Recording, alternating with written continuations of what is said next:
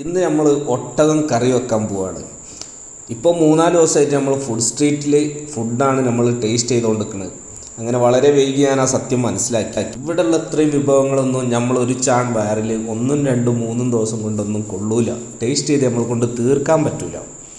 അപ്പോൾ ഒരാഴ്ച ഇവിടെ നിന്ന് നല്ല ഫുഡൊക്കെ കഴിക്കാമെന്ന് വിചാരിച്ച്, അപ്പോൾ അതിൻ്റെ ഇടയിലാണ് നമ്മൾ ഒട്ടകം കാണുന്നത്. ഒട്ടകത്തിൻ്റെ ഇറച്ചി ഇവിടെ വെക്കുന്നതാണ്. അങ്ങനെ ഒരു 1-1.5 കിലോ ഒട്ടകത്തിൻ്റെ ഇറച്ചിയും വാങ്ങി എൻ്റെ മോൻ്റെ ഫ്ലാറ്റ് ഉണ്ട് ബാംഗ്ലൂർ ബാനസവാടി. അങ്ങനെ ഓൻ്റെ ഫ്ലാറ്റിലേക്കായിട്ട് വിട്ട് ഞങ്ങൾ അവിടുന്ന് കുക്കിംഗ് തുടങ്ങി. ഓൻ്റെ ഒരു ഫ്രണ്ട് ഉണ്ട് മമ്മൂട്ടി ഉള്ളിയും തക്കാളിയൊക്കെ മുറിച്ചിടുന്നുണ്ട്. എൻ്റെ മോൻ നാഫി ഒട്ടകത്തിൻ്റെ ഇറച്ചി കഴുകിയെടുക്കുന്നുണ്ട്. അങ്ങനെ ഞങ്ങൾ പാചകം തുടങ്ങി. ഇത് ഞങ്ങൾ യൂട്യൂബ് നോക്കി വെക്കുകയെന്നല്ല കേട്ടോ, അത്യാവശ്യം കുക്ക് ചെയ്യാനൊക്കെ ഞങ്ങൾക്ക് അറിയാം. ചിക്കനും മട്ടനും ഒട്ടകമൊക്കെ നമുക്ക് കുക്ക് ചെയ്യാനറിയാം.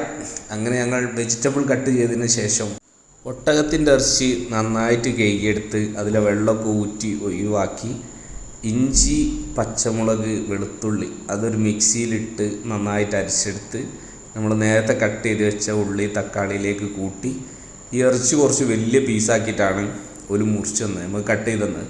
അപ്പോൾ അത് നമ്മൾ ഒന്നുകൂടി ചെറുതാക്കി കട്ട് ചെയ്യണം. കാരണം ഈ കുക്കറിലൊക്കെ ഇട്ട് വേവിച്ചെടുക്കണമെങ്കിലേ കുറച്ച് സമയമെടുക്കും. അപ്പോൾ ഇതെത്ര വിസിലടിയണമെന്ന് ഞങ്ങൾക്ക് യാതൊരു ധാരണയില്ല. അങ്ങനെ ഞങ്ങൾ ഇതൊക്കെ കഴുകി കുക്കറിലിട്ട് കുറച്ച് മഞ്ഞൾപ്പൊടിയും പിന്നെ മുളക് പൊടിയും ഉപ്പും ഒക്കെ ചേർത്ത് അതിന് മസാലക്കൂട്ടൊക്കെ റെഡിയാക്കി കഴിച്ചതിന് ശേഷം കുറച്ച് വെളിച്ചെണ്ണ അതിൻ്റെ മുകളിൽ കൂടെ കുഴച്ച് എന്നിട്ട് ഞങ്ങളിതൊന്ന് നന്നായിട്ട് മിക്സാക്കി എടുത്ത് ഫുള്ള് അടിയിലുള്ള സാധനങ്ങളൊക്കെ മുകളിൽ വരുന്നവരെ നല്ലപോലെ മിക്സാക്കി എടുത്തതിന് ശേഷം കുക്കറൊക്കെ അടിച്ചിട്ട് ഞങ്ങളത് വേവിക്കാൻ വേണ്ടി വെച്ച്.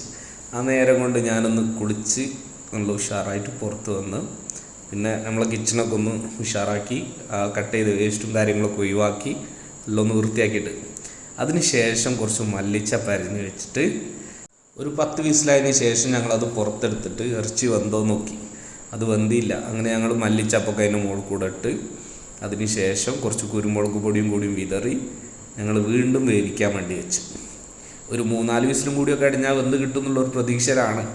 അങ്ങനെ ഞങ്ങൾ 2 വിസിലൊക്കെ കഴിഞ്ഞ് പുറത്തെടുത്ത് വീണ്ടും വെന്തില്ല. പിന്നെ കുക്കറിൻ്റെ മൂടിയൊക്കെ തുറന്ന് വെച്ചിട്ട് വീണ്ടും ഒന്ന് ആ ഗ്രേവിയൊക്കെ ഒന്ന് വറ്റി വരുന്നവരെ ഒന്ന് ചൂടാക്കിയെടുത്ത് നല്ലോണം വെന്തതിന് ശേഷം പുറത്തെടുത്തു. അതിന് ശേഷം ഞങ്ങൾ ഗീ റൈസ് ഓർഡർ ചെയ്തു. ഗീ റൈസും നമ്മളെ ഒട്ടകത്തിൻ്റെ കറിയും കൂട്ടിയിട്ടാണ് നമ്മളൊന്ന് ഫുഡ് കഴിക്കാൻ വേണ്ടി പോകുന്നത്. പിന്നെ ഗീ റൈസ് ഞങ്ങൾ ഓരോരുത്തരായിട്ട് പ്ലേറ്റിലേക്ക് തട്ടി അതിന് മുകളിലേക്ക് ഒട്ടകത്തിൻ്റെ ഇറച്ചി കോരി ഒഴിച്ച് ഞങ്ങൾ ടേസ്റ്റ് ചെയ്യാൻ വേണ്ടി തുടങ്ങി. അങ്ങനെ എല്ലാവരും സാധാരണ ഉഷാറാണെന്നാണല്ലോ പറയൽ. പക്ഷേ ഇത് ഞങ്ങളങ്ങനെ വെറുതെ പറയല്ല, കണ്ടാൽ തന്നെ നിങ്ങൾക്ക് മനസ്സിലാവും. ഒരു 1-1.5 കറിയാണ് ഭായി, എന്താ ടേസ്റ്റ്. മമ്മൂട്ടിൻ്റെ കുക്കിംഗ് ഒരു 1-1.5 കുക്കിംഗാണ്. അങ്ങനെ ഞങ്ങൾ ഒട്ടകത്തിൻ്റെ ഇറച്ചി ഗീ റൈസിലേക്ക് കോരിയിട്ടിട്ട് തിന്നാൻ തുടങ്ങി. സംഭവം ഞങ്ങളൊക്കെ പ്രതീക്ഷകൾക്കും അപ്പുറമാണ്. ഇത്രയും രസം ഉണ്ടാവുമെന്ന് ഞങ്ങൾ ആരും വിചാരിച്ചില്ല. എന്തായാലും എല്ലാവർക്കും ഞങ്ങൾക്ക് 3 ആൾക്കും ഒരു അഭിപ്രായമുള്ളൂ, ഉഷാറാണ്, പൊളി.